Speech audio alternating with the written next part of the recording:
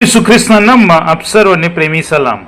ગઈકાલે લેન્ટના 34મા દિવસે નવા જીવન માટે નવો માર્ગ વિશે જોયું હતું. આજે માથી 9:18-26 વચન દ્વારા વિશ્વાસ જે ચમત્કાર લાવે છે તે વિશે જોઈશું.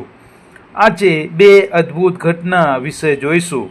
એક તરફ એક અધિકારી પોતાની મરી ગયેલી દીકરી માટે પ્રભુ ઈસુ ખ્રિસ્ત પાસે આવે છે અને બીજી તરફ 12 વર્ષથી લોહીવાવાળી સ્ત્રી પ્રભુ ઈસુ ખ્રિસ્તના ઝભ્ભાની કોરને અડકીને સાજી થાય છે. આ બંને ઘટના એક જ સત્ય શીખવે છે.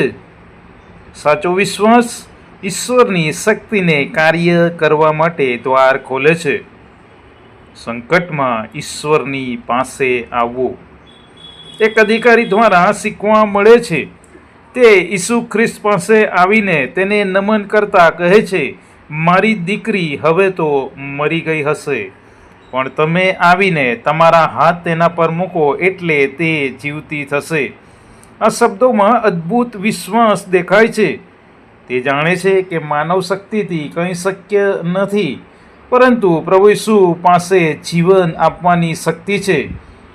આ વાત આપણને શીખવે છે, જ્યારે સમસ્યા મોટી હોય, જ્યારે આશા ખૂટી જાય, ત્યારે પણ આપણે પ્રભુ પાસે જવું જોઈએ.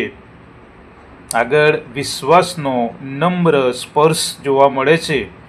પ્રભુ ઈસુ આ અધિકારીની દીકરીને સાજી કરવા જાય છે ત્યારે ટોળામાં એક સ્ત્રી જે 12 વર્ષથી લોહીવાથી પીડાતી હતી તે પ્રભુ ઈસુના વસ્ત્રની કોરને અડકે છે અને તે જ ઘડીએ તે સાજી થાય છે.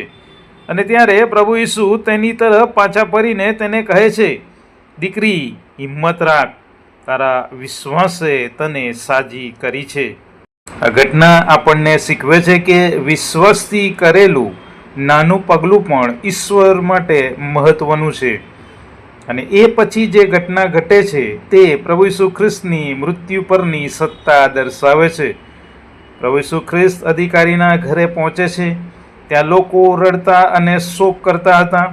ત્યારે પ્રભુ ઈસુ ખ્રિસ્ત કહે છે, આગા ખસો, કેમ કે છોકરી મરી ગઈ નથી પણ ઊંઘે છે. અને એ સમયે લોકોએ તેમને હસી કાઢ્યા, તેમની મજાક ઉડાવી.